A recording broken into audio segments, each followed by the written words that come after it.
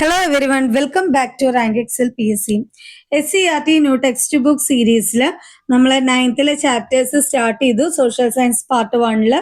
അപ്പോൾ നമ്മൾ ഇനി നോക്കുന്നത് യൂണിറ്റ് 2 ആണ്, ആശയങ്ങളും ആദ്യകാല രാഷ്ട്രങ്ങളും. അപ്പോൾ യൂണിറ്റ് 1 നമ്മൾ വീഡിയോ അപ്ലോഡ് ചെയ്തിട്ടുണ്ട്, അപ്പം അതെല്ലാവരും കാണുക. അതുപോലെ തന്നെ യൂണിറ്റ് 1 റിലേറ്റഡ് മോക്ക് ടെസ്റ്റും നമ്മൾ പബ്ലിഷ് ചെയ്തിട്ടുണ്ട്. അപ്പോൾ ഇത് രണ്ടും ചെയ്തു നോക്കുക. അപ്പോൾ നമുക്ക് യൂണിറ്റ് 2 കടക്കാം. ആശയങ്ങളും ആദ്യകാല രാഷ്ട്രങ്ങളും. ഈ ഒരു ചാപ്റ്റർ സ്റ്റാർട്ട് ചെയ്യുന്നത് ഇങ്ങനെയാണ്: സിദ്ധാർത്ഥൻ രാജവീതിയിലൂടെ രഥത്തിൽ സഞ്ചരിക്കുമ്പോൾ തീർത്തും അവശനായ ഒരു വൃദ്ധനെ കണ്ടു. അല്പം കഴിഞ്ഞപ്പോൾ ഗുരുതരമായ രോഗം ബാധിച്ച് വിറയ്ക്കുന്ന ഒരു മനുഷ്യനെയും കാണുകയുണ്ടായി. അത് കഴിഞ്ഞപ്പോൾ വെള്ളത്തുണി പുതപ്പിച്ച് ചുടുകാട്ടിലേക്ക് വിലപിച്ചുകൊണ്ട് ആളുകൾ ചുമലിലേറ്റി കൊണ്ടുപോകുന്ന ഒരു ശവശരീരവും കണ്ടു. വേദനാജനകമായ ഈ കാഴ്ചകൾക്കു ശേഷം അദ്ദേഹം തെരുവിൽ ഭിക്ഷയെടുക്കുന്ന ഒരു സന്യാസിയെ കാണുകയുണ്ടായി. ഭൗതിക ദുഃഖങ്ങളൊന്നുമില്ലാതെ ശാന്തനായും സന്തോഷത്തോടെയും കാണപ്പെട്ട ഈ സന്യാസി സിദ്ധാർത്ഥനെ ആകർഷിച്ചു. ഇതാണ് അദ്ദേഹത്തെ ശാന്തിയും സമാധാനവും നേടാനുള്ള മാർഗം സന്യാസമാണെന്ന തീരുമാനത്തിൽ എത്തിച്ചത്. അപ്പോൾ ഇവിടെ ഗൗതമ ബുദ്ധന്റെ യഥാർത്ഥ നാമം എന്താണ്? സിദ്ധാർത്ഥൻ. അപ്പൊ ഗൗതമ ബുദ്ധന്റെ യഥാർത്ഥ നാമമാണെന്ത്? സിദ്ധാർത്ഥൻ. അപ്പോൾ ഗൗതമ ബുദ്ധൻ സന്യാസം സ്വീകരിക്കാനുണ്ടായ കാരണം തന്റെ ചുറ്റുപാടുള്ള മനുഷ്യരുടെ ദുഃഖങ്ങൾ കണ്ടിട്ടാണ്. അതുപോലെ തന്നെ ഈ ഒരു വിവരണം കൊടുത്തിട്ടുള്ളത് the wonder that was India എന്നുള്ള കൃതിയിലാണ്. ഈ ഒരു കൃതി എഴുതിയിരിക്കുന്നത് ആരാണ്? A.L. ഭാഷാം ആണ്. BCE 6ാം നൂറ്റാണ്ടിൽ ഇന്ത്യയിൽ ജീവിച്ചിരുന്ന തത്വചിന്തകനായ ഗൗതമ ബുദ്ധന്റെ ജീവിതവുമായി ബന്ധപ്പെട്ട ഒരു സംഭവകഥയാണ്. അപ്പൊ ഇതിൽ നിന്ന് നമുക്കൊരു പോയിന്റ് കിട്ടും. ഗൗതമ ബുദ്ധൻ ജീവിച്ചിരുന്ന കാലഘട്ടം, ഗൗതമ ബുദ്ധൻ ജീവിച്ചിരുന്ന കാലഘട്ടമാണ് BCE 6ാം നൂറ്റാണ്ട്. രാജകുമാരനായി സമ്പന്നതയിലും സുഖലോലുപതയിലും ജീവിച്ചിട്ടും സന്തോഷം ലഭിക്കാതിരുന്ന സിദ്ധാർത്ഥന്റെ ജീവിതത്തിൽ വഴിത്തിരിവുണ്ടാക്കിയ സംഭവമാണ് ആ ഒരു വിവരണത്തിൽ കൊടുത്തിട്ടുള്ളത്.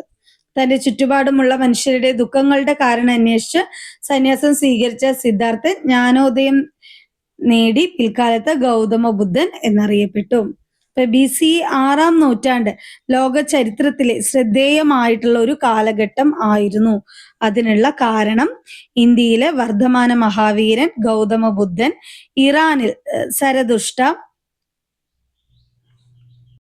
ചൈനയിൽ കൺഫ്യൂഷ്യസ്, ഗ്രീസിൽ ഹെറാക്ലീറ്റസ് തുടങ്ങിയവര് പുതിയ ആശയങ്ങൾ പ്രചരിപ്പിച്ച കാലമായിരുന്നു. അപ്പോൾ BCE 6ാം നൂറ്റാണ്ട് ലോക ചരിത്രത്തിലെ ശ്രദ്ധേയമായ കാലഘട്ടമായിരുന്നതിന്റെ കാരണങ്ങളാണ് ഇന്ത്യയിലെ വർദ്ധമാന മഹാവീരൻ ഗൗതമ ബുദ്ധൻ, ഇറാനിൽ സരതുഷ്ട, ചൈനയിൽ കൺഫ്യൂഷ്യസ്, ഗ്രീസിൽ ഹെറാക്ലീറ്റസ് തുടങ്ങിയവർ പുതിയ ആശയങ്ങൾ പ്രചരിപ്പിച്ച കാലമായിരുന്നു. അതുപോലെ തന്നെ അടുത്ത പോയിന്റ്, ലോകത്തിലാകമാനം സാമ്പത്തിക രാഷ്ട്രീയ രംഗങ്ങളിലും മാറ്റങ്ങൾ പ്രത്യക്ഷപ്പെട്ട കാലഘട്ടമായിരുന്നു. അതുപോലെ പുതിയ രാഷ്ട്ര സംവിധാനങ്ങൾ നിലവിൽ വന്നു. അപ്പൊ ഇത്തരം മാറ്റങ്ങളെ കുറിച്ചിട്ടൊക്കെയാണ് നമ്മൾ ഈ ചാപ്റ്ററിൽ പഠിക്കാൻ പോകുന്നത്. അപ്പോൾ ഇവിടെ 6ാം നൂറ്റാണ്ടില് BCE 6ാം നൂറ്റാണ്ടില് ലോക ചരിത്രത്തിലെ ശ്രദ്ധേയമായിട്ടുള്ള കാലഘട്ടമായി തീർന്നതിന്റെ കാരണങ്ങൾ ഇവയെല്ലാം.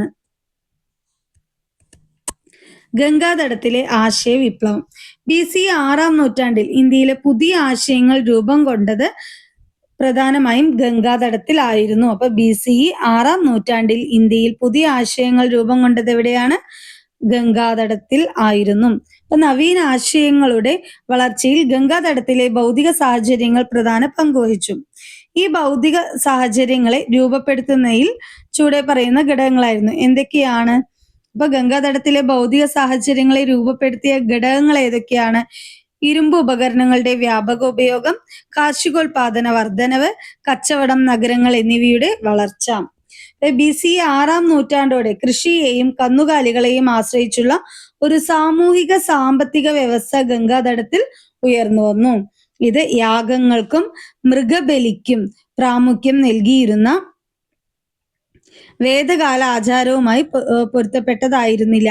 യാഗങ്ങളുടെ ഭാഗമായി കന്നുകാലികളെ വ്യാപകമായി ബലി കൊടുക്കുന്നത് അവയെ ആശ്രയിച്ചുള്ള കൃഷിയെ പ്രതികൂലമായി ബാധിച്ചു. വേദകാല ആചാരങ്ങൾക്കെതിരെ ചിന്തിക്കാൻ ഇത് പ്രേരണയാവുകയും ചെയ്തു. ഇപ്പൊ കൃഷിയെയും കന്നുകാലികളെയും ആശ്രയിച്ചുള്ള ഒരു സാമൂഹിക സാമ്പത്തിക വ്യവസ്ഥ ഗംഗാതടത്തിൽ ഉയർന്നു വന്നത് എപ്പോഴാണ്? BCE 6-ാം നൂറ്റാണ്ടോടെയാണ്. വ്യാപാര പുരോഗതിയിലൂടെ മെച്ചപ്പെട്ട ഭൗതിക സാഹചര്യം കൈവന്ന വൈശ്യർ അതിനിണങ്ങുന്ന തരത്തിലുള്ള ഉയർന്ന സാമൂഹിക സ്ഥാനം ആഗ്രഹിച്ചിരുന്നു. ഇക്കാലത്ത് വർണ്ണവ്യവസ്ഥയ്ക്ക് പുറത്തും ചില വിഭാഗങ്ങൾ ഉയർന്നു വന്നു. ഇവയിൽ പ്രധാനപ്പെട്ടവരാണ് ധനാഢ്യരായ ഗഹപതികൾ. ഇപ്പൊ BCE 6-ാം നൂറ്റാണ്ടിൽ വർണ്ണവ്യവസ്ഥയ്ക്ക് പുറത്തുയർന്നു വന്ന ചില വിഭാഗങ്ങളിൽ പ്രധാനപ്പെട്ടവരായിരുന്നു ധനാഢ്യരായ ഗഹപതികൾ. അപ്പൊ ഇവരുടെ പ്രത്യേകത എന്ന് പറയുന്നത് ഗഹപതികളുടെ പ്രത്യേകതകൾ എന്ന് പറയുന്നത് കച്ചവടം തൊഴിലാക്കിയിരുന്നു. അപ്പൊ ഇവരുടെ മുഖ്യ തൊഴിൽ എന്ന് പറയുന്നത് കച്ചവടമായിരുന്നു. അപ്പൊ ഭൂമി കൈവശം വെച്ചിരുന്നു. ഇത്തരത്തില് സാമ്പത്തികമായി ഉയർന്ന ശ്രേണിയിൽ നിന്നിരുന്ന ഇവർ മെച്ചപ്പെട്ട സാമൂഹിക സ്ഥാനം നേടി. അപ്പൊ ഭൂമി കൈവശം വെച്ചിരുന്നു, സാമ്പത്തികമായിട്ട് ഉയർന്ന ശ്രേണിയിൽ നിന്നവരായിരുന്നു. അതുപോലെ തന്നെ മെച്ചപ്പെട്ട സാമൂഹിക സ്ഥാനവും അലങ്കരിച്ചിരുന്നവരാണ് ഗഹപതികൾ.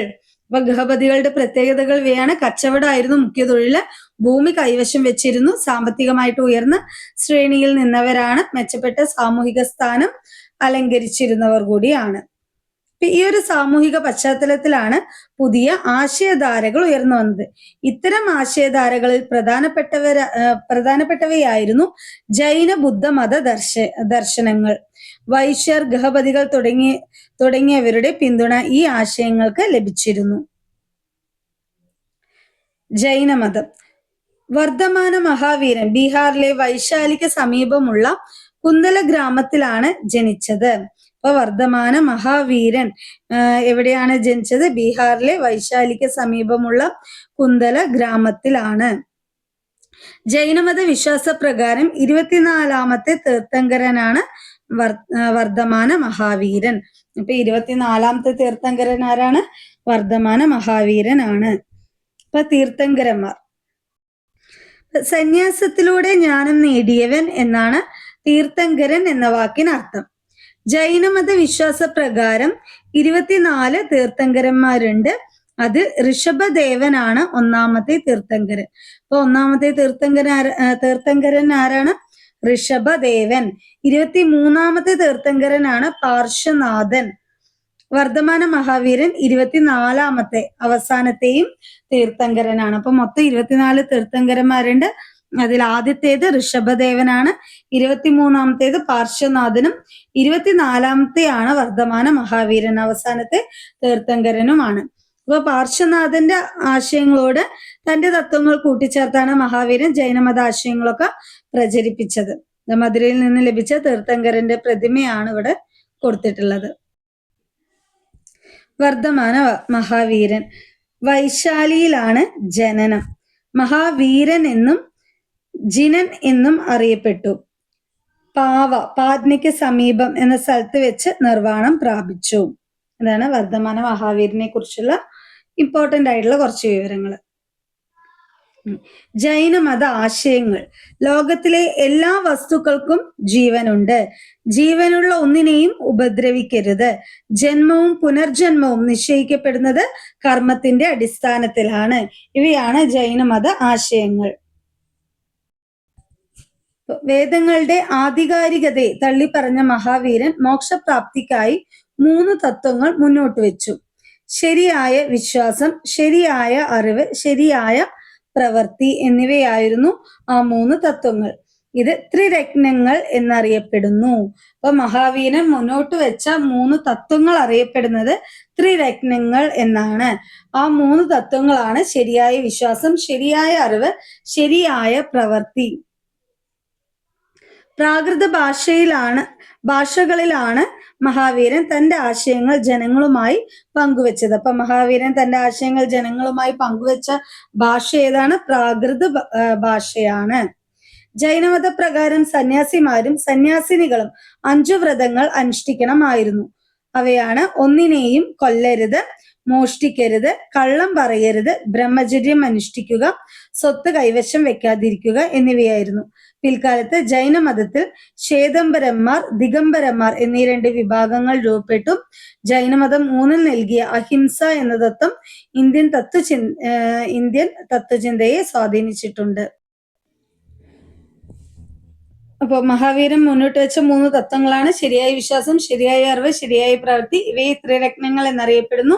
മഹാവീരന്റെ ആശയങ്ങൾ ജനങ്ങളുമായി പങ്കുവച്ച ഭാഷയാണ് പ്രാകൃത ഭാഷ. ജൈനമതപ്രകാരം സന്യാസിനിമാര് അനുഷ്ഠിക്കേണ്ടുന്ന 5 വ്രതങ്ങളാണ്. ഒന്നിനെയും കൊല്ലരുത്, മോഷ്ടിക്കരുത്, കള്ളം പറയരുത്, ബ്രഹ്മചര്യം അനുഷ്ഠിക്കുക, സ്വത്ത് കൈവശം വെക്കാതിരിക്കുക. അതുപോലെ പിൽക്കാലത്തെ ജൈനമതത്തിൽ ഉയർന്നു വന്ന 2 വിഭാഗങ്ങളാണ് ശ്വേതംബരന്മാരും ദിഗംബരന്മാരും. അതുപോലെ ഇന്ത്യൻ തത്വചിന്തയെ സ്വാധീനിച്ച ജൈനമതം ഊന്നൽ നൽകിയ തത്വമാണ് അഹിംസ. കേരളവും ജൈനമതവും. ഇന്ത്യയിലെ വിവിധ ഭാഗങ്ങളിൽ പ്രചരിച്ച ജൈനമതം കേരളത്തിലും പ്രചാരത്തിലുണ്ടായിരുന്നു. വയനാട് കേരളത്തിലെ പ്രധാനപ്പെട്ട ജൈനമത കേന്ദ്രമായിരുന്നു. ജൈനമത ശേഷിപ്പുകളായ ക്ഷേത്രങ്ങൾ ഇപ്പോഴും ഇവിടെ നിലനിൽക്കുന്നുണ്ട്. അപ്പൊ കേരളത്തിലെ പ്രധാനപ്പെട്ട ജൈനമത കേന്ദ്രമാണ് വയനാട്. അപ്പൊ ഇവിടെ വയനാട്ടിലെ ജൈനമത ക്ഷേത്രമാണ് ഇവിടെ കൊടുത്തിട്ടുള്ളത്. ദുഃഖങ്ങളുടെ കാരണം തേടിയ ഗൗതമ ബുദ്ധൻ. ദിഗനികായയിൽ ശ്രീബുദ്ധന്റെ ദൈർഘ്യമേറിയ പ്രഭാഷണങ്ങളിൽ 31-ാമത്തെ സൂക്തത്തിൽ ബുദ്ധമതത്തിൽ പുതുതായി ചേർന്ന യുവാവിനോട് ശ്രീബുദ്ധൻ പറയുന്നത് ഇപ്രകാരമാണ്: കുടുംബജീവിതത്തിൽ പുരുഷനും സ്ത്രീയും പരസ്പര ആദരവോടെ ജീവിക്കേണ്ടതും രണ്ടുപേരും തങ്ങളുടേതായ ചുമതലകൾ കൃത്യമായി നിർവഹിക്കേണ്ടതുമുണ്ട്. ഇതുകൂടാതെ തൊഴിലുടമകൾ തങ്ങളുടെ സേവകരോടും തൊഴിലാളികളോടും മര്യാദയോടെ പെരുമാറണം. അവരുടെ ശാരീരിക ക്ഷമതയിലും കൂടുതൽ ഭാരമുള്ള ജോലികൾ അവരെ കൊണ്ട് ചെയ്യിക്കരുത്. അവർക്ക് ആവശ്യമായ ആഹാരവും ന്യായമായ കൂലിയും നൽകണം. ശാരീരിക മാനസിക അവശതകളിൽ അവരെ സംരക്ഷിക്കണം. തൊഴിലാളികളാവട്ടെ അവരുടെ ന്യായമായ വേതനത്തിൽ തൃപ്തരായി നന്നായി ജോലി ചെയ്യണം. തങ്ങളുടെ തൊഴിലുടമകളുടെ അന്തസ്സ് നിലനിർത്തണം. ബുദ്ധന്റെ ഉപദേശങ്ങളും തത്വങ്ങളും വളരെ ലളിതവും പ്രായോഗികവുമായിരുന്നു. വേദങ്ങളെയും യാഗങ്ങളെയൊക്കെ ജാതി വ്യവസ്ഥയെയും അദ്ദേഹം നിരാകരിച്ചു. ഗംഗാതടത്തിലെ പുതിയ സാഹചര്യങ്ങൾക്ക് ഇണങ്ങുന്നതായിരുന്നു അദ്ദേഹം മുന്നോട്ട് വെച്ച അഹിംസ എന്ന ആശയം. കാർഷിക വൃത്തിയിൽ കൃഷിക്കായി നിലമൊരുക്കാനും കച്ചവട വസ്തുക്കൾ കൊണ്ടുപോകാനും കന്നുകാലികൾ ആവശ്യമായിരുന്നു. എന്നാൽ യാഗങ്ങളിൽ കന്നുകാലികളെ വ്യാപകമായി ബലി നൽകിയത് കൃഷിയെയും ചരക്കുനീക്കത്തെയും പ്രതികൂലമായി ബാധിച്ചു. യാഗങ്ങൾക്കെതിരായ അദ്ദേഹത്തിന്റെ നിലപാട് കാർഷിക വൃത്തിയിൽ ഏർപ്പെട്ടവരെ ആകർഷിച്ചു. സാധാരണക്കാരന്റെ ഭാഷയായിരുന്ന പാലിയിലാണ് ബുദ്ധൻ തന്റെ ആശയങ്ങൾ പ്രചരിപ്പിച്ചത്. അപ്പൊ ഇവിടെ ബുദ്ധൻ തന്റെ ആശയങ്ങളെല്ലാം പ്രചരിപ്പിച്ചത് പാലി ഭാഷയിലാണ് അല്ലെ. അവിടെ മഹാവീരൻ ഏത് ഭാഷയിലായിരുന്നു ജനങ്ങളുമായിട്ട് ആശയങ്ങൾ പങ്കുവെച്ചത്? പ്രാകൃത ഭാഷയാണ്. മഹാവീരൻ പ്രാകൃത ഭാഷയിലും ബുദ്ധൻ പാലി ഭാഷയിലുമാണ് ആശയങ്ങൾ പ്രചരിപ്പിച്ചത്. ഇത് രണ്ടും മാറിപ്പോവാതെ നോക്കണം. ബുദ്ധന്റെ ജീവിതത്തിലെ സുപ്രധാന സംഭവങ്ങളാണ് ഇവിടെ നൽകിയിട്ടുണ്ടായിരുന്നത്. ഇതിനെ അടിസ്ഥാനമാക്കി അത് നമുക്ക് ഉള്ളതല്ല, അത് സ്കൂൾ കുട്ടികൾക്ക് ചെയ്യാനുള്ള ഒരു വർക്കാണ്. സോറി. അപ്പോൾ ഇവിടെ നമുക്ക് മനസ്സിലാക്കേണ്ടുന്ന കാര്യങ്ങൾ ഇതൊക്കെയാണ്. ബുദ്ധന്റെ ഉപദേശവും തത്വങ്ങളൊക്കെ വളരെ ലളിതമാണ്, പ്രായോഗികമായിരുന്നു. അത് ഗംഗാതടത്തിലെ സാഹചര്യങ്ങളുമായിട്ട് ഇണങ്ങുന്ന രീതിയിലുള്ളതായിരുന്നു. അഹിംസയായിരുന്നു ഇവിടെ തെരഞ്ഞെടുത്തിരുന്ന ഒരു മാർഗം. അതുപോലെ തന്നെ കാർഷിക വൃത്തിയിൽ കൃഷിക്കായിട്ട് നിലനിൽക്കാനും കച്ചവട വസ്തുക്കളൊക്കെ കൊണ്ടുപോകാൻ കന്നുകാലികൾ ആവശ്യമായിരുന്നു. ആ ടൈമിൽ യാഗങ്ങളിൽ ബലി നൽകിയിട്ടുണ്ടായിരുന്നത് കന്നുകാലികളെയാണ്. അപ്പൊ അതുകൊണ്ട് തന്നെ അന്നത്തെ അവിടുത്തെ സാധാരണക്കാര് ബുദ്ധന്റെ ആശയങ്ങളിലോട്ട് സാധാരണക്കാരെ ആകർഷിക്കാനായിട്ട് സാധിക്കുകയും ചെയ്തു. ഇനി ഗൗതമ ബുദ്ധൻ. സിദ്ധാർത്ഥൻ എന്നാണ് യഥാർത്ഥ പേര്. നേപ്പാളിലെ കപിലവസ്തുവിലുള്ള ലുംബിനിയിലാണ് ജനിച്ചത്. ബീഹാറിലെ ബുദ്ധഗയയിൽ വെച്ച് ബോധോദയം നേടി. സാരാനാഥിൽ വെച്ച് ആദ്യ പ്രഭാഷണം നടത്തി. കുശിനഗരം വെച്ച് നിർവ്വാണം പ്രാപിച്ചു. അപ്പൊ ഇത്രയാണ് ഗൗതമ ബുദ്ധന്റെ ബേസിക് ആയിട്ടുള്ള കാര്യങ്ങൾ. ബുദ്ധന്റെ തത്വങ്ങൾ: ജീവിതം ദുഃഖമയമാണ്, ആശയാണ് ദുഃഖത്തിന് കാരണം. ആശയെ നശിപ്പിച്ചാൽ ദുഃഖം ഇല്ലാതാവും. ഇതിന് അഷ്ടാംഗ മാർഗം അനുഷ്ഠിക്കണം. ഇത്രയാണ് ബുദ്ധന്റെ തത്വങ്ങൾ. അപ്പൊ ഈ അഷ്ടാംഗ മാർഗം എന്താണെന്ന് പറഞ്ഞു കഴിഞ്ഞാൽ, അഷ്ടാംഗ മാർഗത്തിൽ പറയുന്നതാണ് ശരിയായ വീക്ഷണം, ശരിയായ ചിന്ത, ശരിയായ വാക്ക്, ശരിയായ പ്രവൃത്തി, ശരിയായ ജീവിതം, ശരിയായ പരിശ്രമം, ശരിയായ സ്മരണ, ശരിയായ ധ്യാനം. അപ്പൊ അഷ്ടാംഗ മാർഗം മധ്യമാർഗം എന്നും അറിയപ്പെടുന്നു. അപ്പൊ അഷ്ടാംഗ മാർഗത്തെ പറയുന്ന മറ്റൊരു പേരാണ് മധ്യമാർഗം. എന്താണ് മധ്യമാർഗം? ഒരു വ്യക്തി കഠിനമായ സന്യാസം സ്വീകരിക്കുന്നതിനെ ബുദ്ധൻ വിലക്കുന്നു. അതുപോലെ ആർഭാട ജീവിതം നയിക്കുന്നതിനെയും ബുദ്ധൻ നിരാകരിക്കുന്നു. രണ്ടിനും ഇടയിലുള്ള മധ്യമാർഗത്തെയാണ് ബുദ്ധൻ നിർദ്ദേശിക്കുന്നത്. അതിനെയാണ് മധ്യമാർഗം എന്നുകൊണ്ട് പറയുന്നത്. സ്തൂപങ്ങൾ. ബുദ്ധന്റെ ഭൗതിക അവശിഷ്ടങ്ങളോ ബുദ്ധൻ ഉപയോഗിച്ച വസ്തുക്കളോ അടക്കം ചെയ്ത സ്ഥലങ്ങളിൽ നിർമ്മിക്കുന്ന കെട്ടിടങ്ങളാണ് എന്ത്? സ്തൂപങ്ങൾ എന്നറിയപ്പെടുന്നത്. അപ്പൊ ബുദ്ധന്റെ ഭൗതിക അവശിഷ്ടങ്ങളോ ബുദ്ധൻ ഉപയോഗിച്ച വസ്തുക്കളോ അടക്കം ചെയ്ത സ്ഥലങ്ങളിൽ നിർമ്മിക്കുന്ന കെട്ടിടങ്ങളാണ് സ്തൂപങ്ങൾ. അർദ്ധവൃത്താകൃതിയിലാണ് എന്ത് ഇവ നിർമ്മിച്ചിരിക്കുന്നത്? സ്തൂപങ്ങൾ നിർമ്മിച്ചിരിക്കുന്നത് അർദ്ധവൃത്താകൃതിയിലാണ്. കൊത്തുപണികളാൽ സമ്പന്നമാണ് സ്തൂപങ്ങൾ. സാഞ്ചി, സാരാനാഥ് എന്നിവിടങ്ങളിലെ സ്തൂപങ്ങൾ പ്രസിദ്ധമാണ്. ബുദ്ധമത പ്രചരണത്തിനായി സന്യാസിമാരുടെ സംഘങ്ങൾ രൂപീകരിച്ചിരുന്നു. ജാതി ലിംഗ പരിഗണനകളൊന്നും കൂടാതെ എല്ലാവരെയും സംഘത്തിൽ ഉൾപ്പെടുത്തി. സംഘത്തിലെ സ്ത്രീകൾ ഭിക്ഷുണികൾ എന്നും പുരുഷന്മാർ ഭിക്ഷുക്കൾ എന്നുമാണ് അറിയപ്പെട്ടിരുന്നത്. അപ്പൊ ചർച്ചകളിലൂടെയും ഭൂരിപക്ഷ അഭിപ്രായത്തിലൂടെയും ആയിരുന്നു സംഘങ്ങളിൽ തീരുമാനങ്ങൾ കൈക്കൊണ്ടിരുന്നത്. നദികൾ ഒഴുകി സമുദ്രത്തിൽ എത്തുന്നതോടെ ഒന്നാവുകയും അവയുടെ പേരുകൾ നഷ്ടമാവുകയും ചെയ്യുന്നത് പോലെ ഒരാൾ ബുദ്ധ സന്യാസി സംഘത്തിൽ അംഗമാകുന്നതോടെ അയാളുടെ ജാതിയും പദവിയും കുടുംബവും മറക്കുന്നു എന്നാണ് സന്യാസി സംഘത്തെ പറ്റി ബുദ്ധൻ പറഞ്ഞത്. പിൽക്കാലത്ത് ബുദ്ധമതം മഹായാനം, ഹീനയാനം എന്നിങ്ങനെ രണ്ടായി പിരിഞ്ഞു. അപ്പൊ ബുദ്ധമതത്തിന്റെ രണ്ട് വേർതിരിവുകളാണ് മഹായാനം, ഹീനയാനം. മഹായാനക്കാർ ബുദ്ധനെ ദൈവമായിട്ട് ആരാധിച്ചു. ബുദ്ധമതം ഇന്ത്യയുടെ സംസ്കാരത്തിന് നിരവധി സംഭാവനകൾ നൽകിയിട്ടുണ്ട്. ബുദ്ധമത സംഘത്തിന്റെ പ്രവർത്തന രീതി സമൂഹത്തിൽ ജനാധിപത്യ ബോധവും മൂല്യബോധവും വളർത്തുന്നതിന് സഹായകമായി. മധ്യപ്രദേശിലെ സാഞ്ചി സ്തൂപാണ് ഇവിടെ കൊടുത്തിട്ടുള്ളത്. ലോകം ഇന്ത്യയെ അറിയുന്നു. പ്രാചീന ലോകം ഇന്ത്യയെ തിരിച്ചറിയുന്നത് ബുദ്ധമതത്തിലൂടെയാണ്. China, Japan, Burma, Tibet, Afghanistan, തെക്കു കിഴക്കൻ ഏഷ്യ, ശ്രീലങ്ക തുടങ്ങിയ പ്രദേശങ്ങളിൽ ബുദ്ധമതം പ്രചരിച്ചു. കേരളവും ബുദ്ധമതവും. ബുദ്ധവിശ്വാസങ്ങൾ കേരളത്തിലും പ്രചാരത്തിലുണ്ടായിരുന്നു. പുരാതന തമിഴ് കൃതിയായ മണിമേഖലയിലെ നായികയായ മണിമേഖല ബുദ്ധമതം സ്വീകരിക്കുന്നതായാണ് പറയുന്നത്. കേരളത്തിലെ വിവിധ സ്ഥലങ്ങളിൽ നിന്ന് ബുദ്ധ പ്രതിമകളും മറ്റു ചില ശേഷിപ്പുകളും ലഭിച്ചിട്ടുണ്ട്. മലയാളത്തിലെ ചില വാക്കുകളും സ്ഥലനാമങ്ങളും ബുദ്ധമത സ്വാധീനത്തെ സൂചിപ്പിക്കുന്നതാണ്. ഭൗതികവാദം. വ്യത്യസ്ത ആശയധാരകൾ ഉയർന്നു വന്നതാണ് പ്രാചീന കാലം മുതലുള്ള ഇന്ത്യൻ സംസ്കാരത്തിന്റെ പ്രധാന പ്രത്യേകത. BC 6-ാം നൂറ്റാണ്ടിൽ നിരവധി ആശയധാരകൾ രൂപപ്പെട്ടു. അവയിൽ ഒന്നായിരുന്നു ഭൗതികവാദം. അജിത കേശകമ്പളിൻ ആയിരുന്നു ഈ ചിന്താധാരയുടെ പ്രചാരകൻ. ഇപ്പൊ ഭൗതികവാദം എന്ന ചിന്താധാരയുടെ പ്രചാരകൻ ആരായിരുന്നു? അജിത കേശകമ്പളിൻ ആയിരുന്നു. അദ്ദേഹം ബുദ്ധന്റെ സമകാലീനനായിരുന്നു. എല്ലാ മതാനുഷ്ഠാനങ്ങളും അർത്ഥശൂന്യമാണെന്നും ഇഹലോകം പരലോകം എന്നിവയില്ലെന്നും ഇവര് അഭിപ്രായപ്പെട്ടു. ഭൗതികവാദികൾ ഇങ്ങനെ പറഞ്ഞു: മനുഷ്യർ 4 ഘടകങ്ങളാൽ നിർമ്മിതമാണ്.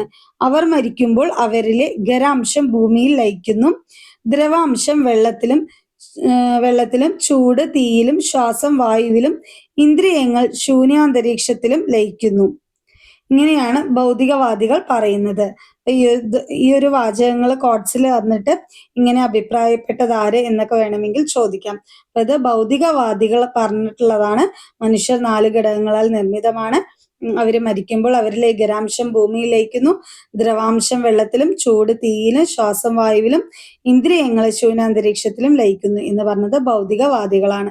അപ്പോൾ ഭൗതികവാദം എന്നുള്ള ചിന്താധാരയുടെ പ്രചാരകനാണ് അജിത കേശകമ്പളിൻ. ബുദ്ധന്റെ സമകാലീനനും ആയിരുന്നു. മഹാജനപദങ്ങൾ അഥവാ ആദ്യകാല രാഷ്ട്രങ്ങൾ. അത്തരത്തിൽ കൂടിച്ചേർന്ന് ചർച്ച ചെയ്ത് തീരുമാനങ്ങൾ എടുക്കുന്ന കാലത്തോളം, ഒന്നിച്ചു പ്രവർത്തിക്കുന്ന കാലത്തോളം, മുതിർന്നവരെ ബഹുമാനിക്കുകയും പിന്തുണയ്ക്കുകയും ശ്രദ്ധയോടെ കേൾക്കുകയും ചെയ്യുന്നിടത്തോളം, വഞ്ചിയിലെ സ്ത്രീകൾ സ്വതന്ത്രരായി ജീവിക്കുന്ന കാലത്തോളം, ഗ്രാമങ്ങളിലും നഗരങ്ങളിലുമുള്ള ആരാധനാലയങ്ങൾ നിലനിൽക്കുന്ന കാലത്തോളം, വ്യത്യസ്ത വിശ്വാസങ്ങൾ പിന്തുടരുന്നവർക്ക് അവിടെ സ്വതന്ത്രമായി സഞ്ചരിക്കാൻ കഴിയുന്നിടത്തോളം, അവർ ബഹുമാനിക്കപ്പെടുന്ന കാലത്തോളം വഞ്ചി നിലനിൽക്കും. ഇതിലപ്പോ വഞ്ചി എന്ന രാഷ്ട്രത്തെ ആണ് ഈ ഒരു വിവരണത്തിലൂടെ പ്രതിപാദിക്കുന്നത്. അതുപോലെ വഞ്ചിയിലെ ഭരണ സമ്പ്രദായങ്ങളും ഇതിലൂടെ നമുക്ക് മനസ്സിലാക്കാനായിട്ട് സാധിക്കും. അപ്പൊ ഏകദേശം 2300 വർഷങ്ങൾക്ക് മുമ്പ് രചിക്കപ്പെട്ട ബുദ്ധകൃതിയായ ദിഗനി കായയിൽ വഞ്ചി എന്ന രാഷ്ട്രത്തെ പറ്റി പറഞ്ഞിട്ടുള്ളതാണ്. ഇപ്പൊ മഹാജനപദങ്ങളിൽ ഒന്നാണ് വഞ്ചി. ഇപ്പൊ വഞ്ചിയിലെ ഭരണ സമ്പ്രദായങ്ങളെ പറ്റി എന്തെല്ലാം കാര്യങ്ങളാണ് ആ വിവരണത്തിൽ കൊടുത്തിട്ടുള്ളത്? കൂടിച്ചേർന്ന് ചർച്ച ചെയ്ത് തീരുമാനങ്ങൾ കൈക്കൊണ്ടിരുന്നു, ഒന്നിച്ചു പ്രവർത്തിക്കുന്നു, മുതിർന്നവരെ ബഹുമാനിക്കുകയും പിന്തുണയ്ക്കുകയും ശ്രദ്ധയോടെ കേൾക്കുകയും ചെയ്യുന്നു, സ്ത്രീകൾ സ്വതന്ത്രമായി ജീവിക്കുന്നു, ഗ്രാമങ്ങളിലും നഗരങ്ങളിലുമുള്ള ആരാധനാലയങ്ങൾ നിലനിൽക്കുന്നു എന്നിവയാണ് വഞ്ചിയിലെ ഭരണ സമ്പ്രദായങ്ങളെ കുറിച്ച് ഈ വിവരണത്തിൽ പറഞ്ഞിട്ടുള്ളത്. ഇനി എന്താണ് ജനപദങ്ങൾ? ജനപദം എന്നാൽ ജനം അധിവസിച്ച സ്ഥലം എന്നാണ് അർത്ഥം. തീ ഉപയോഗിച്ച് കാടുകൾ കത്തിച്ച് കൃഷിയിടങ്ങളും താമസ മേഖലകളും രൂപപ്പെടുത്തി അവിടെ ജനങ്ങൾ സ്ഥിരമായി താമസിച്ചു. ഇങ്ങനെയാണ് ജനപദങ്ങൾ നിലവിൽ വന്നത്. പിൽക്കാല വേദങ്ങളിൽ വിവിധ ജനപദങ്ങളെ പറ്റി പരാമർശിക്കുന്നുണ്ട്. അപ്പൊ ജനപദം എന്നാൽ ജനം അധിവസിച്ച സ്ഥലം എന്നാണ് അർത്ഥം. BC 6-ാം നൂറ്റാണ്ടിൽ ഇന്ത്യയിൽ ഉണ്ടായിരുന്ന നിരവധി രാഷ്ട്രങ്ങളിൽ ഒന്നായിരുന്നു വഞ്ചി. ഈ രാഷ്ട്രങ്ങളുടെ രൂപീകരണം എങ്ങനെയായിരുന്നു എന്നുള്ളത് നോക്കാം. വേദകാലഘട്ടത്തിൽ ഗോത്ര സമൂഹ വ്യവസ്ഥയാണ് നിലനിന്നിരുന്നത്. അവ ജന എന്നാണ് അറിയപ്പെട്ടത്. കൃഷി വ്യാപകമായതോടെ ഈ ഗോത്ര സമൂഹങ്ങൾ ഒരിടത്ത് സ്ഥിരമായി താമസിക്കാൻ തുടങ്ങി. ഇവയാണ് ജനപദങ്ങൾ എന്നറിയപ്പെടുന്നത്. ജനപദങ്ങളിലെ കാർഷിക മിച്ചോൽപാദനം കച്ചവടത്തിന്റെയും നഗരങ്ങളുടെയും വളർച്ചയിലേക്ക് നയിച്ചു. കച്ചവടത്തോടൊപ്പം വ്യത്യസ്ത കരകൗശല വസ്തുക്കളുടെ നിർമ്മാണ കേന്ദ്രങ്ങളായി നഗരങ്ങൾ മാറി. ഇത്തരത്തിലുള്ള വ്യത്യസ്തമായ സാമ്പത്തിക പ്രവർത്തനങ്ങളെ ഏകോപിപ്പിക്കാനും ക്രമപ്പെടുത്താനും ചില നിയന്ത്രണങ്ങൾ ആവശ്യമായിരുന്നു. ഈ പശ്ചാത്തലത്തിൽ ഗോത്രങ്ങളെ അടിസ്ഥാനമാക്കിയ ഭരണവ്യവസ്ഥ അപ്രത്യക്ഷമായി. കൃഷിയോടും മണ്ണിനോടുമുള്ള ഇഴപിരിയാത്ത ബന്ധം ഇക്കാലത്ത് വളർന്നു വന്നു. ഇത് അവരവരുടെ പ്രദേശം എന്ന കാഴ്ചപ്പാട് രൂപപ്പെടുത്തി. ഇങ്ങനെയാണ് രാഷ്ട്ര രൂപീകരണം യാഥാർത്ഥ്യമായി തീർന്നത്. ബുദ്ധകൃതിയായ അംഗുത്തര നികായയിൽ ഇത്തരത്തിൽ നിലവിൽ വന്ന 16 രാഷ്ട്രങ്ങളെ പറ്റി പറയുന്നുണ്ട്. ഇവയാണ് മഹാജനപദങ്ങൾ എന്നാണ് അറിയപ്പെട്ടത്. മേലുവിരിച്ച മാറ്റങ്ങളെ ചരിത്രകാരർ രണ്ടാം നഗരവൽക്കരണം എന്നാണ് വിശേഷിപ്പിച്ചത്. ഇപ്പൊ 16 രാഷ്ട്രങ്ങളെ പറ്റി പറയുന്ന ബുദ്ധകൃതിയാണ് അംഗുത്തര നികായ. 16 രാഷ്ട്രങ്ങൾ അറിയപ്പെട്ടിരുന്നത് മഹാജനപദങ്ങൾ എന്നായിരുന്നു. മഹാജനപദങ്ങൾ രൂപപ്പെട്ട കാലഘട്ടത്തിലെ മാറ്റങ്ങളെ ചരിത്രകാരന്മാർ വിശേഷിപ്പിച്ചതാണ് രണ്ടാം നഗരവൽക്കരണം. ഇനി നഗരങ്ങൾ. ദീർഘനാളത്തെ യാത്ര കഴിഞ്ഞ് ബുദ്ധനും ശിഷ്യനായ ആനന്ദനും കുശി നഗരത്തിൽ എത്തിച്ചേർന്നു. നിരവധി കാര്യങ്ങൾ സംസാരിച്ച കൂട്ടത്തിൽ ബുദ്ധന്റെ നിർവ്വാണവും കടന്നു വന്നു. കാട്ടിനുള്ളിലെ മൺകുടിലുകൾ മാത്രമുള്ള കുശി നഗരത്തിൽ വെച്ച് മരണത്തെ വരിക്കരുതെന്നും ചമ്പ, രാജഗൃഹ, ശ്രാവസ്തി, സാകേത, കൗസാംബി, വാരണാസി തുടങ്ങിയ വലിയ നഗരങ്ങളായിരിക്കണം അന്ത്യശ്വാസത്തിനായി തിരഞ്ഞെടുക്കേണ്ടതെന്നും ആനന്ദൻ അഭിപ്രായപ്പെട്ടു. ബുദ്ധകൃതിയായ ദിഗനികായയിലെ ഈ വിവരണത്തിൽ നിന്ന് എന്തൊക്കെ കാര്യങ്ങളാണ് മനസ്സിലാക്കിയത് എന്നാണ് ചോദിച്ചിട്ടുള്ളത്. അപ്പൊ ഈ ക്വസ്റ്റ്യൻ നമുക്ക് ആവശ്യമില്ല, അതെല്ലാം സ്കൂൾ കുട്ടികൾക്ക് വേണ്ടിയിട്ടുള്ളതാണ്. അപ്പൊ ദീർഘനാളത്തെ യാത്ര കഴിഞ്ഞപ്പോ ബുദ്ധന്റെ ശിഷ്യനാണ് ആര്? ആനന്ദൻ. അപ്പൊ ആനന്ദനാണ് ഇപ്രകാരം അഭിപ്രായപ്പെട്ടത്. അപ്പൊ മരണത്തെ വരിക്കേണ്ടത് ചമ്പ, രാജഗൃഹ, ശ്രാവസ്തി, സാകേത, കൗസാംബി, വാരണാസി തുടങ്ങിയ വലിയ നഗരങ്ങളായിരിക്കണം അന്ത്യശാസ്ത്രത്തിനായി തിരഞ്ഞെടുക്കേണ്ടത് എന്ന് അഭിപ്രായപ്പെട്ടത് ബുദ്ധന്റെ ശിഷ്യനായ ആനന്ദനാണ്. ഇത് ഏതിലാണ് പരാമർശിച്ചിട്ടുള്ളത്? ബുദ്ധകൃതിയായ ദിഗനികായയിലാണ് ഇങ്ങനെ ഈ ആനന്ദൻ അഭിപ്രായപ്പെട്ടു എന്നുള്ള പരാമർശനം നടത്തിയിട്ടുള്ളത്. ഇതിലെ മഹാജനപദങ്ങൾ, ഈ ഭൂപടത്തിൽ നിന്ന് മഹാജനപദങ്ങൾ കണ്ടെത്തി പട്ടികപ്പെടുത്താനായിട്ട് പറഞ്ഞിട്ടുണ്ട്. നമുക്ക് നോക്കാം. അപ്പൊ ഇവിടെ മഹാജനപദവും തലസ്ഥാനവും സ്ഥാനം കൊടുത്തിട്ടുണ്ട്. ഇപ്പൊ മഹാജനപദങ്ങൾ നോക്കാം. അംഗം എന്നാണ് അംഗം. അംഗത്തിന്റെ തലസ്ഥാനം ചമ്പ, സ്ഥാനം ബീഹാർ ആണ്. അടുത്തതാണ് മഗധ. മഗധ തലസ്ഥാനം രാജഗ്രഹം, ഗയ, പാട്ന, ബീഹാർ. വഞ്ചി, വൈശാലി, നേപ്പാൾ. മല്ല തലസ്ഥാനം കുശിനഗരം, ഉത്തർപ്രദേശ്. കാശി തലസ്ഥാനം വാരണാസി, സ്ഥാനം ഉത്തർപ്രദേശാണ്. കോസലം തലസ്ഥാനം ശ്രാവസ്തി, സ്ഥാനം ഗോമതി നദിക്കര, ഉത്തർപ്രദേശ്. അപ്പൊ ഇതൊക്കെ ഒന്ന് നോട്ട് ചെയ്ത് വെച്ചോളാം കേട്ടോ. ഇതൊന്നും ടെക്സ്റ്റിൽ ഇല്ല. ടെക്സ്റ്റിൽ ഇങ്ങനെ പൂരിപ്പിക്കാനായിട്ട് ഈ ഒരു ടേബിൾ മാത്രമേ കൊടുത്തിട്ടുള്ളൂ. അപ്പൊ നമ്മളത് പൂരിപ്പിച്ചിട്ടുള്ളതാണ്. അപ്പൊ ഈ വിവരങ്ങൾ നിങ്ങൾ നോട്ടിലോട്ട് എഴുതിയെടുത്ത് പഠിക്കുക. അടുത്ത വത്സ കൊസാംബി, ഉത്തർപ്രദേശ്. കുരു, ഇന്ദ്രപ്രസ്ഥം ഡൽഹി മീററ്റ് മേഖലയിലാണ്. പാശാലം അതിന്റെ തലസ്ഥാനമാണ് അഹിഛത്ര കാംവില്യ, റോഹിൽഘട്ട് ആണ് ഉത്തർപ്രദേശിലെ. മത്സ്യ വിരാടനഗർ രാജസ്ഥാനിലാണ്. ശൂരസേന മധുര ഉത്തർപ്രദേശിലെ യമുന തീരം. കംബോജം രാജപുരം പടിഞ്ഞാറൻ കാശ്മീർ. ഗാന്ധരം തക്ഷശില കാബൂളിന് സമീപം. അവന്തി ഉജ്ജയിനി മധ്യപ്രദേശ്. അശ്മകം പോഡണ ഗോദാവരി നദിക്ക് ചുറ്റുമുള്ള പ്രദേശങ്ങളാണ്. ഇനി ഒന്നുകൂടി ഉണ്ട്, അതുകൂടി നോട്ട് ചെയ്ത് വെച്ചോളാം. ചേതി തലസ്ഥാനം സൂക്തിമതി, സ്ഥാനം മധ്യപ്രദേശ്, ഉത്തർപ്രദേശ് ആണ്. ഇനി മഹാജനപദങ്ങളിലെ ഭരണ സംവിധാനം. സമകാലിക കൃതികൾ മഹാജനപദങ്ങളിലെ ഭരണ സമ്പ്രദായത്തെ കുറിച്ച് ചില വിവരങ്ങൾ നൽകുന്നുണ്ട്. അക്കാലത്ത് കാര്യക്ഷമമായ നികുതി പിരിവ് സമ്പ്രദായവും സ്ഥിര സൈന്യവും നിലയിൽ വന്നു. പാലി ഭാഷയിൽ രചിക്കപ്പെട്ട ഗ്രന്ഥങ്ങളിൽ കാണുന്ന ബലി എന്ന പദം നികുതിയെയാണ് അർത്ഥമാക്കുന്നത്. ഭാഗ എന്നത് മറ്റൊരു തരം നികുതിയായിരുന്നു. ധാന്യങ്ങൾ, കന്നുകാലികൾ എന്നിവയായിരുന്നു മുഖ്യമായും നികുതിയായി നൽകിയിരുന്നത്. വനങ്ങളിൽ താമസിച്ചിരുന്നവർ വനവിഭവങ്ങൾ നികുതിയായി നൽകിയപ്പോൾ കരകൗശല തൊഴിലാളികൾ നിശ്ചിത ദിവസം രാജാവിനായി ജോലി ചെയ്തു. ഭരണനിർവഹണത്തിനായി ധാരാളം ഉദ്യോഗസ്ഥർ ഉണ്ടായിരുന്നു. ശതപഥ ബ്രാഹ്മണ എന്ന കൃതിയിൽ രാജാവിനെ സഹായിച്ചിരുന്ന സേനാനി, പുരോഹിതൻ, ഗ്രാമണി എന്നിവരെ പരാമർശിക്കുന്നുണ്ട്. മഹാജനപദങ്ങൾക്ക് കോട്ടകളും തലസ്ഥാന നഗരികളും ഉണ്ടായിരുന്നു. മഗധയുടെ വളർച്ച. 16 മഹാജനപദങ്ങൾ തമ്മിൽ അധികാരത്തിന് വേണ്ടി നിരന്തര യുദ്ധങ്ങളിൽ ഏർപ്പെട്ടിരുന്നു. ഇതില് അന്തിമമായി വിജയിച്ചത് മഗധയായിരുന്നു. ഇപ്പൊ മഗധ അതുപോലെ തന്നെ ഇപ്പൊ മഗധ ഇന്നത്തെ ബീഹാറിലായിരുന്നു കേട്ടോ. അപ്പൊ ഏത് സംസ്ഥാനത്തിൽ ഉൾപ്പെടുന്ന പ്രദേശമാണ് ചോദിച്ചിട്ടുണ്ട്. ഇന്നത്തെ ബീഹാറിലായിരുന്നു മഗധ. നമ്മളത് ആ മഹാജനപദവും തലസ്ഥാനവും സ്ഥാനവും പറഞ്ഞവിടെ പറഞ്ഞിരുന്നു. അപ്പൊ നല്ല മഴ ലഭിക്കുന്ന ഉൽപാദനക്ഷമതയുള്ള പ്രദേശമായിരുന്നു ഇത് മഗധ. കൂടാതെ ധാരാളം ഇരുമ്പയിര് നിക്ഷേപവും ഉണ്ടായിരുന്നു. അതിനാൽ ഉപകരണങ്ങൾക്കും ആയുധങ്ങൾക്കും ആവശ്യമായ ഇരുമ്പ് അവിടെ തന്നെ ലഭ്യമായി. അക്കാലത്ത് യുദ്ധങ്ങളിൽ ആനകൾ പ്രധാന ഘടകമായിരുന്നു. മഗധയിലെ വനങ്ങളിൽ ആനകൾ യഥേഷ്ടം ഉണ്ടായിരുന്നു. ഇത് മഗധയുടെ യുദ്ധവിജയം ഉറപ്പാക്കി. ഗംഗയും അതിന്റെ പോഷക നദികളും ചരക്ക് ഗതാഗത സൗകര്യങ്ങൾ ഉറപ്പുവരുത്തുകയും ചെയ്തു. ബിംബിസാരൻ, അജാതശത്രു തുടങ്ങിയ കഴിവുറ്റ ഭരണാധികാരികളും മഗധയിൽ ഉണ്ടായിരുന്നു. നിങ്ങളിപ്പോ പറയുന്ന പോയിന്റ് ഒക്കെ ഒന്ന് നോട്ട് ചെയ്ത് വെച്ചോളൂ കേട്ടോ. ഇതില് പെന്നിന്റെ ഓപ്ഷൻ പോയി. ഓക്കെ, അതൊന്ന് ഒരു പ്രാവശ്യം ക്ലോസ് ചെയ്തപ്പോൾ അതങ്ങ് പോയി. അപ്പം ഞാൻ പറയുന്ന പോയിന്റുകൾ ജസ്റ്റ് ഒന്ന് നിങ്ങൾ നോട്ട് ചെയ്ത് വെക്കണേ. ഇപ്പോൾ അണ്ടർലൈൻ ചെയ്ത് തരാൻ പറ്റുന്നില്ല, അതുകൊണ്ടാണ്.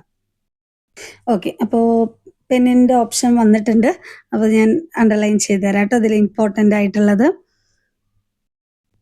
അപ്പോൾ മഗധയുടെ പ്രത്യേകതകൾ എന്തൊക്കെയാണ്? നല്ല മഴ ലഭിക്കുന്ന ഉൽപാദനക്ഷമതയുള്ള പ്രദേശമായിരുന്നു.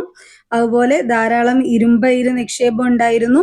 ഉപകരണങ്ങൾക്കും ആയുധങ്ങൾക്കൊക്കെ ആവശ്യമായിട്ടുള്ള ഇരുമ്പ് അവിടെ തന്നെ ലഭ്യമായി.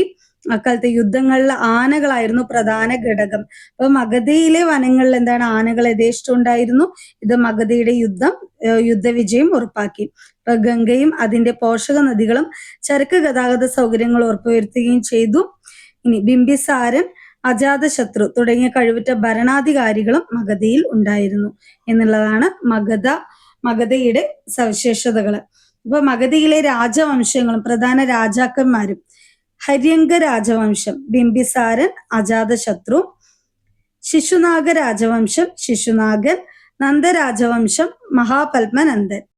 അപ്പം മഗധയിലെ രാജവംശങ്ങളും അതുപോലെ തന്നെ പ്രധാനപ്പെട്ട രാജാക്കന്മാരുമാണ്. ആ രാജവംശത്തിലെ പ്രധാന രാജാക്കന്മാരുടെയും പേരാണ് ഇവിടെ തന്നിട്ടുള്ളത്. ഹര്യങ്ക രാജവംശം ബിംബിസാരൻ, അജാതശത്രു; ശിശുനാഗ രാജവംശം ശിശുനാഗൻ; നന്ദരാജവംശം മഹാപത്മനന്ദൻ. മഗധയിൽ നിന്ന് മൗര്യ രാജ്യത്തിലേക്ക്. മഗധയിൽ വിവിധ രാജവംശങ്ങൾ ഭരണം നടത്തിയിരുന്നു. അവയിൽ നന്ദവംശത്തിലെ അവസാനത്തെ ഭരണാധികാരിയായിരുന്നു ധനനന്ദനെ പരാജയപ്പെടുത്തി BCE 321 ചന്ദ്രഗുപ്ത മൗര്യൻ മൗര്യരാജ്യം സ്ഥാപിച്ചു. അപ്പൊ മൗര്യ രാജവംശത്തിന്റെ വളർച്ചയാണ് ഇനി പറയുന്നത്. മഗധയിൽ വിവിധ രാജവംശങ്ങൾ ഭരണം നടത്തിയിരുന്നു. അവയിൽ നന്ദവംശത്തിലെ അവസാനത്തെ ഭരണാധികാരിയാണ് ധനനന്ദൻ.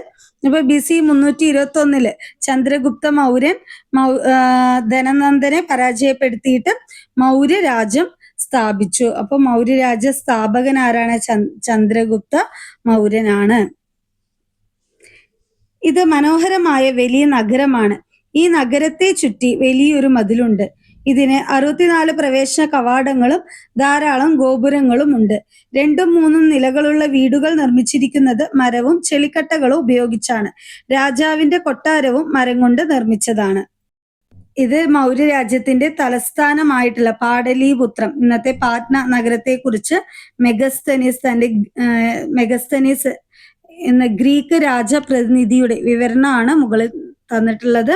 കൗടില്യൻ എഴുതിയ അർത്ഥശാസ്ത്രം, അശോക ചക്രവർത്തിയുടെ ലിഖിതങ്ങൾ, അക്കാലത്ത് പ്രചാരത്തിലുണ്ടായിരുന്ന നാണയങ്ങൾ തുടങ്ങിയവ മൗര്യ രാജ്യത്തിന്റെ ചരിത്ര പഠനത്തിന് സഹായിക്കുന്നു. അപ്പൊ ഇത് ഈ ഒരു വിവരണം കൊടുത്തിട്ടുള്ളത് ഏതിലാണ്? പാടലീപുത്രം എന്ന നഗരത്തെ കുറിച്ചാണ്. മെഗസ്തനീസ് ആണ് ഈ ഒരു വിവരണം നൽകിയിട്ടുള്ളത്. അതുപോലെ മൗര്യ രാജ്യത്തിന്റെ ചരിത്ര പഠനത്തിന് സഹായിക്കുന്നവയാണ് കൗടില്യൻ എഴുതിയ അർത്ഥശാസ്ത്രം, അശോക ചക്രവർത്തിയുടെ ലിഖിതങ്ങൾ, അക്കാലത്തെ പ്രചാരത്തിലുണ്ടായിരുന്ന നാണയങ്ങൾ. അർത്ഥശാസ്ത്രവും സപ്താംഗ സിദ്ധാന്തവും. മൗര്യ രാജ്യത്തെക്കുറിച്ച് വിവരങ്ങൾ നൽകുന്ന പ്രധാന ചരിത്ര രേഖയാണ് കൗടില്യൻ രചിച്ച അർത്ഥശാസ്ത്രം. അർത്ഥശാസ്ത്രം രചിച്ചതാരാണ്? കൗടില്യൻ. മൈസൂരിലെ പുരാവസ്തു ഗ്രന്ഥശാല വിഭാഗത്തിന്റെ തലവനായിരുന്ന ശ്യാമശാസ്ത്രിക്ക് തഞ്ചാവൂരിലെ ഒരു പണ്ഡിതനിൽ നിന്നാണ് അർത്ഥശാസ്ത്രത്തിന്റെ കയ്യെഴുത്തു പ്രതി ലഭിച്ചത്. 1907 ശ്യാമശാസ്ത്രി ഇത് പ്രസിദ്ധീകരിച്ചു. 15 അധ്യായങ്ങളാണ് ഈ കൃതിക്കുള്ളത്. 7 ഘടകങ്ങളിൽ അഥവാ സപ്താംഗങ്ങളിൽ ഊന്നിയാണ് ഒരു രാജ്യം നിലനിൽക്കുന്നതെന്ന് അർത്ഥശാസ്ത്രത്തിൽ പ്രതിപാദിക്കുന്നു. ഇപ്പൊ കൗടില്യൻ മുന്നോട്ട് വെച്ച ഈ ആശയം സപ്താംഗ സിദ്ധാന്തം എന്നാണ് അറിയപ്പെടുന്നത്. അത് ഏതൊക്കെയാന്ന് നോക്കാം. സ്വാമി എന്ന് പറഞ്ഞാൽ രാജാവാണ്. അമാത്യർ മന്ത്രിമാരാണ്. ജനപദം എന്ന് പറയുന്നത് ഭൂമേഖലയും ജനങ്ങളുമാണ്. ദുർഗം എന്ന് പറയുന്നത് കോട്ട കെട്ടി സംരക്ഷിച്ച സ്ഥലമാണ്. കോശം എന്ന് പറയുന്നത് ഖജനാവാണ്. ദണ്ഡ നീതിന്യായമാണ്. മിത്രം സൗഹൃദ രാജ്യങ്ങളാണ്. മൗര്യ രാജ്യത്തിലെ ഏറ്റവും പ്രധാന ഭരണാധികാരി അശോക ചക്രവർത്തിയായിരുന്നു. അദ്ദേഹം കലിംഗം, ഇന്നത്തെ ഒഡീഷയാണ്, ആക്രമിച്ച് കീഴടക്കിയതോടെ മൗര്യരാജ്യം വിശാലമായി. കലിംഗ യുദ്ധാനന്തരം അശോക ചക്രവർത്തി യുദ്ധങ്ങൾ ഉപേക്ഷിച്ചതായിട്ട് ലിഖിതങ്ങളിൽ രേഖപ്പെടുത്തിയിരിക്കുന്നു. ബുദ്ധശാക്യ മുനി ജനിച്ച ഈ സ്ഥലത്ത് ദേവനാംപിയ പിയദസി കിരീടധാരണത്തിന് 20 വർഷത്തിനു ശേഷം നേരിട്ട് വന്ന് ആരാധന നടത്തി. ആ പുണ്യാത്മാവ് ജനിച്ച സ്ഥലമാണ് ഇത് എന്ന് അറിയിക്കുന്നതിനു വേണ്ടി ഇവിടെ കരിങ്കൽ മതിലിനാൽ ചുറ്റപ്പെട്ട സ്തൂപം സ്ഥാപിച്ചു. ലുംബിനിയിലുള്ള ആളുകളെ ബലിയിൽ നിന്ന് ഒഴിവാക്കുകയും അവർ വിളവിന്റെ 1/8 ഭാഗം മാത്രം ഭാഗമായി കൊടുത്താൽ മതി എന്നും തീരുമാനിക്കുകയും ചെയ്തു. നേപ്പാളിലെ റുമിൻദേയിയിലെ ലുംബിനി ലിഖിതവും അതിന്റെ പരിഭാഷയാണ് ഇവിടെ തന്നിട്ടുള്ളത്. ബുദ്ധശാക്യ മുനി എന്ന് ഉദ്ദേശിക്കുന്നത് ശ്രീ ബുദ്ധനെയാണ്. അദ്ദേഹം ജനിച്ച സ്ഥലമാണ് ഇത് ലുംബിനി. അതുപോലെ ദേവനാം പിയദസി എന്ന് പറയുന്നത് അശോക ചക്രവർത്തിയാണ്. ഇപ്പൊ കിരീടധാരണത്തിന് 20 വർഷത്തിന് ശേഷം നേരിട്ട് വന്ന് ആരാധന നടത്തി എന്ന് പറയുന്നുണ്ട്. ഇപ്പൊ ഈ പുണ്യാത്മാവ് ജനിച്ച സ്ഥലം, പുണ്യാത്മാവ് എന്ന് ഉദ്ദേശിച്ചത് അവിടെ ശ്രീബുദ്ധനെയാണ്. അപ്പൊ സ്ഥലമാണെന്ന് അറിയിക്കുന്നതിന് വേണ്ടിയിട്ട് കരിങ്കൽ മതിലിനാൽ ചുറ്റപ്പെട്ട സ്തൂപം സ്ഥാപിച്ചത് ആരാണ്? അശോക ചക്രവർത്തിയാണ്. അപ്പൊ അതൊക്കെയാണ് ഇതിൽ പറയുന്നത്. ഇപ്പൊ ലുംബിനിയിലുള്ള ആളുകളെ ബലി എന്ന നികുതിയിൽ നിന്ന് ഒഴിവാക്കി. ബലി എന്ന് പറയുന്നത് എന്താണ് അവിടെ? ബലി എന്ന് പറയുന്നത് നികുതിയാണ്. അപ്പൊ ബലിയിൽ നിന്ന് ഒഴിവാക്കി എന്ന് പറയുന്നത് നികുതിയിൽ നിന്നും ഒഴിവാക്കി എന്നുള്ളതാണ്. അവർ വിളവിന്റെ 8ൽ 1 ഭാഗം മാത്രം ഭാഗമായി കൊടുത്താൽ മതിയെന്നും തീരുമാനിച്ചു. മൗര്യഭരണം എങ്ങനെയായിരുന്നു എന്നുള്ളതാണ് പറയുന്നത്. ഭരണ സൗകര്യത്തിനായിട്ട് നമ്മുടെ രാജ്യത്തിന് വിവിധ സംസ്ഥാനങ്ങളായിട്ട് വിഭജിക്കപ്പെട്ടു. മാത്രമല്ല സംസ്ഥാനങ്ങൾക്കെല്ലാം തലസ്ഥാനങ്ങളും ഉണ്ട്. മൗര്യ രാജ്യവും ഇത്തരത്തിൽ വിവിധ പ്രവിശ്യകളായി വിഭജിച്ചിരുന്നു. ഇത്തരം പ്രവിശ്യകൾ ഗവർണർമാരുടെ നിയന്ത്രണത്തിന് കീഴിലായിരുന്നു. തലസ്ഥാനമായ പാടലീപുത്രം ചക്രവർത്തിയുടെ നേരിട്ടുള്ള നിയന്ത്രണത്തിലായിരുന്നു. അശോക ലിഖിതങ്ങൾ കൊടുത്തിട്ടുണ്ട്. അശോക ചക്രവർത്തിയുടേതായ ധാരാളം ശിലാലിഖിതങ്ങൾ ഇന്ത്യൻ ഉപഭൂഖണ്ഡത്തിന്റെ വിവിധ ഭാഗങ്ങളിൽ നിന്ന് ലഭിച്ചിട്ടുണ്ട്. ബ്രാഹ്മി, ഖരോഷ്ടി, അരാമിക് ലിപികളിലാണ് ഇവ രചിച്ചിട്ടുള്ളത്. അശോക ലിഖിതങ്ങൾ ആദ്യമായി വായിച്ചത് 1838 ബ്രിട്ടീഷുകാരനായ ജെയിംസ് പ്രിൻസപ്പ് ആണ്. ഭൂരിഭാഗം ലിഖിതങ്ങളിലും ദേവന്മാർക്ക് പ്രിയപ്പെട്ടവൻ എന്നാണ് രാജാവിനെ പരാമർശിച്ചിരിക്കുന്നത്. എന്നാൽ കർണാടകയിലെ മാസ്കി, ഉദയകുളം, നിട്ടൂർ എന്നിവിടങ്ങളിലെ ലിഖിതങ്ങളിൽ അശോക എന്ന പേര് കാണാം. അപ്പൊ ആധുനിക ഇന്ത്യയിൽ ഉപയോഗിക്കുന്ന ഭൂരിഭാഗം ലിഖിത ഭാഷകളും ബ്രാഹ്മി ലിപിയിൽ നിന്ന് രൂപപ്പെട്ടതാണ്. അപ്പൊ ഇവിടെ ഓരോ ലിഖിതങ്ങളും കൊടുത്തിട്ടുണ്ട് അല്ലെ? ബ്രാഹ്മി, ഹിന്ദി, ബംഗാളി, മലയാളം, തമിഴ്.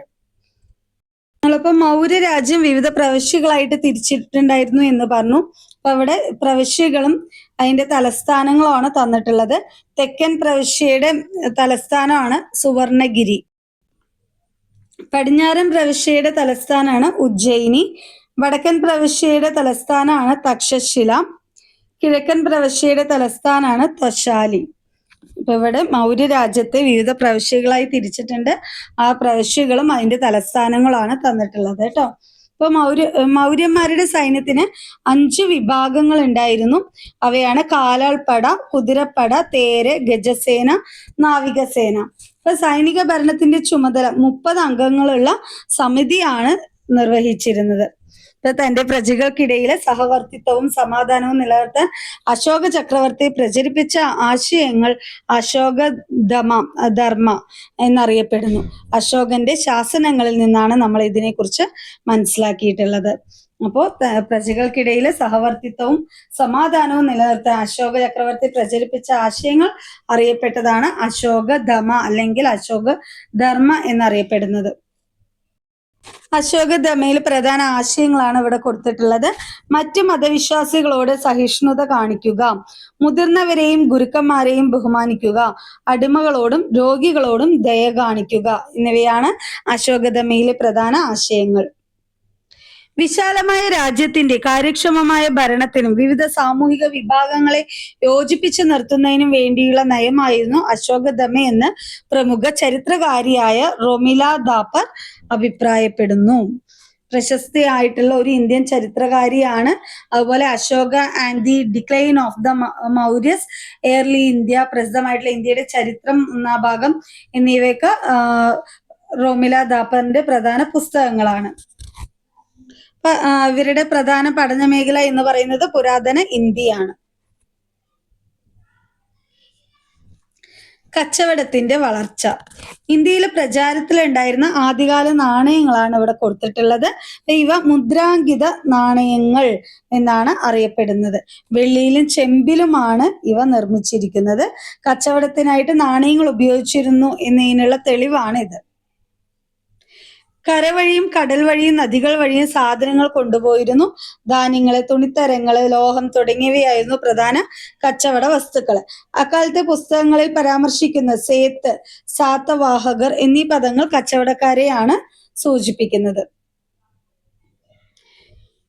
ഇന്ത്യൻ ഉപഭൂഖണ്ഡത്തിൽ മഹാജനപദങ്ങൾ രൂപം കൊണ്ട പശ്ചാത്തലവും അത് പിന്നീട് മൗര്യ രാജ്യമായി പരിണമിച്ച കാര്യങ്ങളാണ് ഇതുവരെ നമ്മൾ ചർച്ച ചെയ്തത്. അപ്പൊ അതേ കാലത്ത് സമാനമായ രാഷ്ട്രീയ മാറ്റങ്ങൾക്ക് സാക്ഷ്യം വഹിച്ച മറ്റൊരു മേഖല തെക്കു കിഴക്കൻ യൂറോപ്പിലെ ഗ്രീസ് ആയിരുന്നു. പിന്നെ രാഷ്ട്ര രൂപീകരണം ഗ്രീസിൽ എങ്ങനെയാണ് രാഷ്ട്ര രൂപീകരണം നടക്കുന്നത് എന്നുള്ളതാണ് ഇനി നമ്മൾ നോക്കുന്നത്. ഗ്രീസിലെ പൊതു സുരക്ഷയ്ക്കും ഭരണത്തിനുമായിട്ട് ഗ്രാമങ്ങൾ ഒന്നിച്ചു നിന്നു. അവ നഗരരാഷ്ട്രങ്ങൾ എന്നാണ് അറിയപ്പെട്ടിരുന്നത്. ഒരു നഗരവും ചുറ്റുമുള്ള കാർഷിക ഗ്രാമങ്ങളും ഉൾപ്പെട്ടതായിരുന്നു ഒരു നഗരരാഷ്ട്രം. കുന്നുകളും പർവ്വതങ്ങളും ഈ നഗരരാഷ്ട്രങ്ങൾക്ക് പ്രകൃതിദത്തമായ അതിർത്തികൾ നൽകി. ചില നഗരരാഷ്ട്രങ്ങൾ ദ്വീപുകളായിരുന്നു. ഉയർന്ന കുന്നുകൾക്ക് മീതെയായിരുന്നു നഗരരാഷ്ട്രങ്ങളുടെ തലസ്ഥാനം. ഏതൻസ്, സ്പാർട്ട, കൊറിന്ത്, തീബ്സ് എന്നിവയായിരുന്നു ഗ്രീസിലെ പ്രധാന നഗരരാഷ്ട്രങ്ങൾ. ജനാധിപത്യ വഴിയിലെ ഏതൻസ്. 2500 വർഷങ്ങൾക്ക് മുമ്പ് ഗ്രീസിലെ ഏതൻസിൽ നിലനിന്നിരുന്ന ഭരണ സമ്പ്രദായം ആധുനിക ജനാധിപത്യത്തോട് സാമ്യമുള്ള ഒന്നായിരുന്നു. ഇത് മറ്റു നഗരരാഷ്ട്രങ്ങളിലെ ഭരണരീതിയിൽ നിന്ന് വ്യത്യസ്തമായിരുന്നു. അടിമകളല്ലാത്ത 30 വയസ്സുള്ള എല്ലാ പുരുഷന്മാരെയും പൗരന്മാരായി കണക്കാക്കിയിരുന്നു. ഈ പൗരന്മാർ ഉൾപ്പെട്ട ഒരു സമിതിയായിരുന്നു പ്രധാന കാര്യങ്ങളിൽ തീരുമാനം കൈക്കൊണ്ടിരുന്നത്. ഇതിനായി വർഷത്തിൽ 4 തവണ ഇവർ യോഗം ചേർന്നിരുന്നു. സ്ത്രീകൾ, കരകൗശല തൊഴിലാളികൾ, കച്ചവടക്കാരായി പ്രവർത്തിച്ചിരുന്ന വിദേശികൾ തുടങ്ങിയവരെ പൗരരായിട്ട് കണക്കാക്കിയിരുന്നില്ല. ധരണ്യാഴി പ്രദേശത്തെ കച്ചവടത്തിന്റെ പ്രധാന കേന്ദ്രം എന്ന നിലയിൽ ഏതൻസ് സമ്പന്നമായിട്ടുള്ള നഗരരാഷ്ട്രമായിരുന്നു. കപ്പൽ നിർമ്മാണത്തിലും കടൽ യാത്രയിലും വൈദഗ്ധ്യമുള്ള നിരവധി പേർ ഏതൻസിലുണ്ടായിരുന്നു.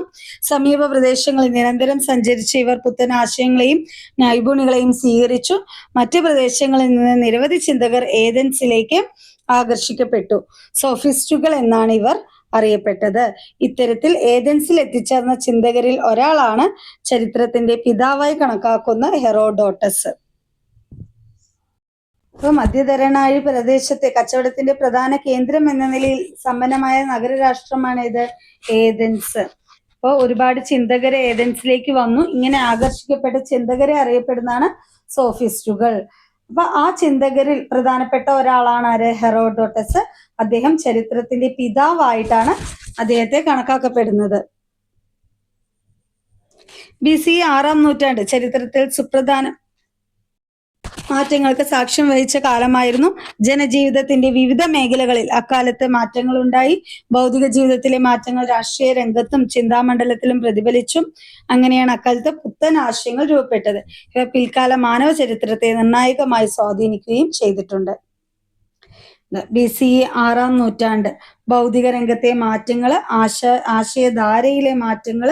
ഈ ആശയധാരയിലെ മാറ്റങ്ങളിലാണ് ബുദ്ധമതം വന്നു, ജൈനമതം വന്നു, ഭൗതികവാദം വന്നു. ഭൗതിക രംഗത്തെ മാറ്റങ്ങളാണ് ഇരുമ്പ് ഉപകരണങ്ങളുടെ ഉപയോഗം, രാഷ്ട്ര രൂപീകരണവും.